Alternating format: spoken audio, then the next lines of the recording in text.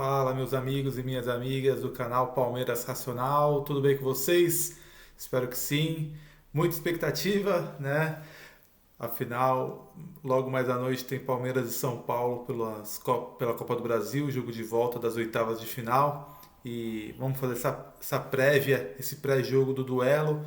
Um pouco em cima da hora, mas é o horário que eu consegui fazer, mas o importante é a gente manter essa pequena tradição aqui, manter a rotina e conseguir fazer o pré-jogo, passar todas as informações para vocês que nos acompanham aqui no Palmeiras Racional, que me dão a honra da audiência de vocês, beleza? Deixem o like aí, deixa o like, comenta o que você acha como vai ser a partida, deixa seu palpite e vamos falar um pouco sobre esse jogo que eu confesso que eu estou tranquilo, né? Não sei porquê, mas eu estou de certa maneira tranquilo para essa partida. Vejo muitos palmeirenses ao contrário, né? Muito ansiosos para esse jogo e um clássico, né? É sempre emocionante, ainda mais em eliminatória. E vamos falar um pouco. O jogo acontece nessa quinta-feira, às 8 horas da noite. Às 6 horas vai ter uma recepção lá, né, da torcida, né, aquele corredor verde de apoio ao elenco que vai sair do CT rumo ao Allianz Parque. Então, se você estiver na região do Allianz Parque ali, que é próximo do CT do estádio, né? E estiver na região por volta daquele horário, já estiver por ali, dá uma passada, dá uma força, uma boa vibração aí pro elenco pro jogo de hoje. A transmissão, caso você esteja em casa, é no Amazon Prime Video, novamente, né? Como foi o jogo da ida. Então, só por lá, tá? É um serviço de streaming, para quem não conhece. É bem barato até, é um dos mais baratos que tem no mercado. Acho que vale bastante a pena. E alguns jogos da Copa do Brasil são transmitidos por lá. Então, esse confronto Palmeiras e São Paulo, tanto na ida quanto na volta, está sendo transmitido por lá. Arbitragem, putz, aí já começa o negócio a complicar, né? É a arbitragem de Leandro Pedro Voaden, do Rio Grande do Sul. Tem um péssimo histórico contra o Palmeiras. 35 jogos. O Palmeiras ganhou 10, empatou 9 e perdeu 16. Até no Allianz Parque mesmo, o histórico não é bom com o Voaden. Então, é um árbitro que mesmo quando não atrapalha, quando não faz suas lambanças, o Palmeiras tem um histórico ruim. Ele tem um histórico também com o Abel Ferreira, né? Para variar um pouco. O Abel Ferreira, lá em 2020, no confronto contra o América Mineiro, em Minas Gerais, o Abel, na entrevista coletiva, pediu para o Voaden não apitar mais jogos do Palmeiras, né? Devido a algumas questões ali de marcação de pênalti, de expulsão. Então, acho que teve até um jogo contra o São Paulo também, que ele não deu um pênalti no Luiz Adriano. Então tem esse fato aí do Abel Ferreira com o Voaden. E de fato é um árbitro que começou bem a carreira, assim, né, com um certo nome, mas faz muitas bobagens, é muito imprevisível o que ele pode fazer na partida de hoje. Você pode amarrar muito o jogo, você pode deixar o jogo correr mais, cada vez ele apita de um jeito diferente. Então vamos ver como vai ser nesse jogo de hoje. O VAR, Emerson de Almeida Ferreira, confesso que não conheço, pelo menos eu acho que não tem um histórico de fazer bobagens no VAR. O confronto entre Palmeiras e São Paulo, um confronto longo, né, de muitos jogos. Tem uma diferença aí entre os dois times do número de confrontos, né? Do lado do Palmeiras, o Palmeiras contabiliza 331 jogos, uma pequena vantagem do São Paulo, né? São 114 vitórias do São Paulo contra 110 vitórias do Palmeiras e 107 empates. Mas o Palmeiras, como mandante, tem um histórico bem melhor, um aproveitamento bem melhor contra o São Paulo. O São Paulo sempre teve muita dificuldade de jogar contra o Palmeiras, seja no Palestra Itália, seja no Allianz Parque. Eles já se enfrentaram uma vez na Copa do Brasil, antes dessa de 2022, se enfrentaram em 2000 pelas quartas de final. O São Paulo acabou passando, né, placar agregado de 5-3. E nessa Copa do Brasil, o São Paulo já fez passou por mais fases do que o Palmeiras, né? Pelo fato do São Paulo não estar na Libertadores, ele começou a Copa do Brasil lá desde o início, desde a primeira fase. Então ele passou pelo Campinense com empate de 0-0, depois passou pelo Manaus com uma vitória de 2-0, depois passou pelo Juventude, que aí sim foram 2 jogos, um placar agregado de 4-2, enquanto o Palmeiras só estreou na terceira fase, que foi a última, enfrentou a Juazeirense lá da Bahia e passou com um placar de agregado também de 4-2.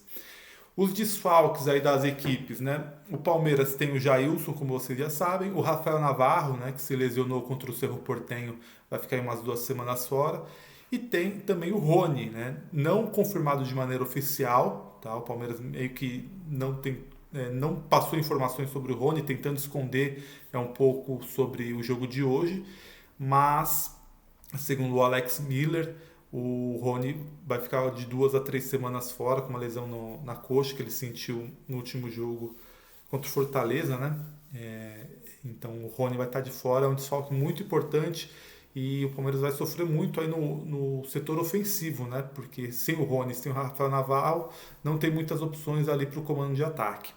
O São Paulo também tem bastante desfalques, né? Mas já vem acostumado a jogar com esses desfalques, então são desfalques de longa data, né? Então Gabriel Sara, Alisson, Andrés Colorado, André Anderson, o Arboleda, o Luan e o Reinaldo. O Reinaldo é o mais recente, né? Acho que foi, não sei se foi no último jogo ou no penúltimo jogo que ele se machucou e deve ficar de fora.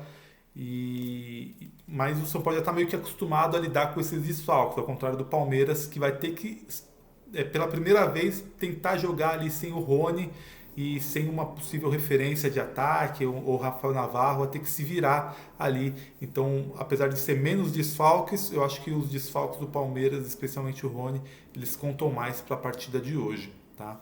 Provável escalação do Palmeiras, também tem muitas dúvidas.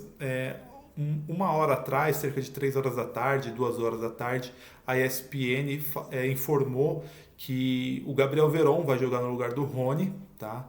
Então seria o Everton, Marcos Rocha, Gomes, Murilo e Piquerez, Danilo, Zé Rafael e Rafael Veiga, Dudu, Scarpa e Gabriel Veron jogando mais à frente.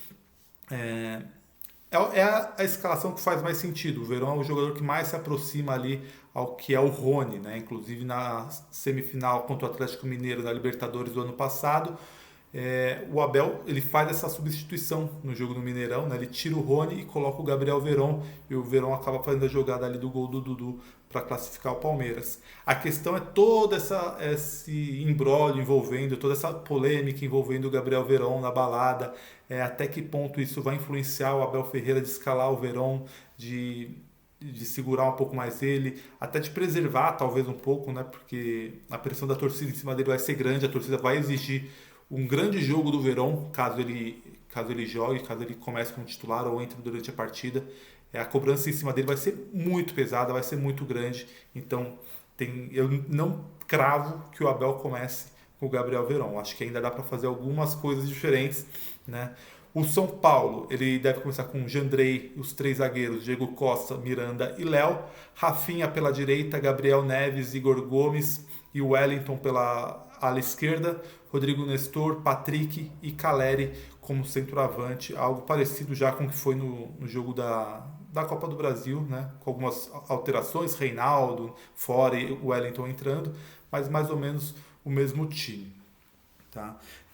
O que a gente pode esperar dessa partida, né, como torcedor do Palmeiras? Primeiro, quem for no estádio tem que jogar junto, é o mesmo clima, a mesma pegada do que foi a final do Campeonato Paulista. Tá? Eu consegui ingresso para esse jogo, vou estar lá. Não fui no Paulista, mas eu imagino como foi. E hoje vai estar muito lotado, pelo que foi informado. Já tem mais de 40 mil ingressos vendidos, então deve ser o maior público do Palmeiras no ano, até porque não tem setor de visitante, né? Então o estádio todo, o ingresso todo, todos estão à disposição, não tem separação para a torcida adversária, não tem nada disso. Então devemos ter mais de 40 mil pessoas no jogo de hoje. Tá? Então é muito importante esse clima, de união, de sintonia entre time e torcida. Tá? Acho que a gente já está meio que acostumado com isso. Acho que a torcida já ajudou bastante o Palmeiras em algumas situações, desde sempre, né? Mas eu digo mais recente. A última foi a final contra o São Paulo do Paulista, que ali ficou bem claro a diferença que fez o ambiente, o clima no Allianz Parque, como o São Paulo sentiu aquela partida também, né?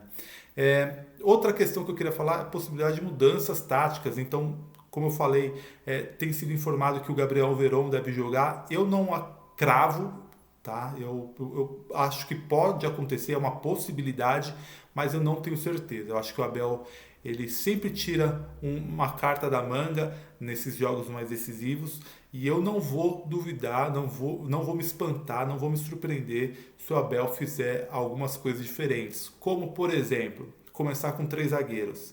Aí você pode perguntar, nossa, mas o time precisa atacar, precisa ganhar o jogo, vai começar com 3 zagueiros? Sim, primeiro, para soltar mais os alas, atacar com mais gente, atacar mais com 8 jogadores, né? E tendo o trio de zaga ali para recompor com as linhas bastante adiantadas. Acho que pode fazer. O Abel já falou que para ele o sistema com 3 zagueiros é um sistema que permite ao time ser o mais ofensivo possível. Então, quando ele quer ser ofensivo, ele acha que o sistema de 3 zagueiros pode ser bastante útil, tá? E tem a construção de jogo, porque o São Paulo deve ficar mais atrás, então você ter o Luan e o Murilo, que são bons de passe, né, bons de inversão de jogo, pode dar esse tipo de jogo para o Palmeiras. Tem a questão da bola aérea também, que é muito forte do Palmeiras. E você ter os seus 3 zagueiros, que são bem fortes no jogo aéreo, também pode ajudar nessa questão. O jogo pode ser resolvido na bola parada, num escanteio, numa falta lateral. O Palmeiras é muito forte assim. E também até para se defender do São Paulo, que também tem um bom jogo aéreo, um bom arsenal ofensivo de bola parada. Tá? Então eu não vou me surpreender se começar com 3 zagueiros, né, no lugar do Rony entrar o Luan, por exemplo, e o time ser mais ofensivo, né, o time ficar no campo de ataque, pressionar bastante, liberar os 2 alas para subir junto, usar o Piquerez para entrar na área, pela falta até do camisa 9, ter um Piquerez para avançar bem na área, quando a bola estiver na direita, ele pela esquerda aparecer com um homem surpresa. O Abel já fez algumas coisas assim, não com o Piquerez, mas você lembra até o Vitor Luiz um pouco, já fez alguns gols como ala pela esquerda, mas entrando dentro da área, eu lembro disso. Também uma possibilidade é jogar sem um 9, né? Até porque não tem, mas digo assim, sem um 9 de referência. O Abel já fez isso esse ano, ele já jogou algumas vezes assim, antes da Recopa contra o Atlético Paranaense, ele utilizava o Rafael Veiga como um falso 9. O Veiga ele vinha para o meio de campo para receber a bola e abrir um espaço que os meio-campistas, os pontas, usavam para atacar. Então pode ser algo do tipo que ocorra hoje, tá? Mas também pode ser o Gabriel Veron uma escolha mais óbvia que não mude tanto a forma do time jogar recentemente, beleza? Então é isso, pessoal. Obrigado aí se você chegou até aqui. Deixa seu like, tá? Não esquece não, porque é muito importante pra gente, pro canal chegar para mais pessoas, né? Esse conteúdo que a gente tenta fazer, trazendo informações, trazendo análises. Se conseguir fazer o canal crescer, seria bem bacana. Então deixa seu like que ajuda demais a gente, beleza? Então é isso, vamos para cima hoje, se Deus quiser, vamos sair com uma classificação. Quem for ao estádio vai com o intuito de torcer, de incentivar os 90 minutos, não dar o jogo por perdido, e quem estiver em casa ter aquela vibração positiva pro nosso Verdão. Fechou? Valeu, rapaziada, obrigado, tamo junto, avante palestra!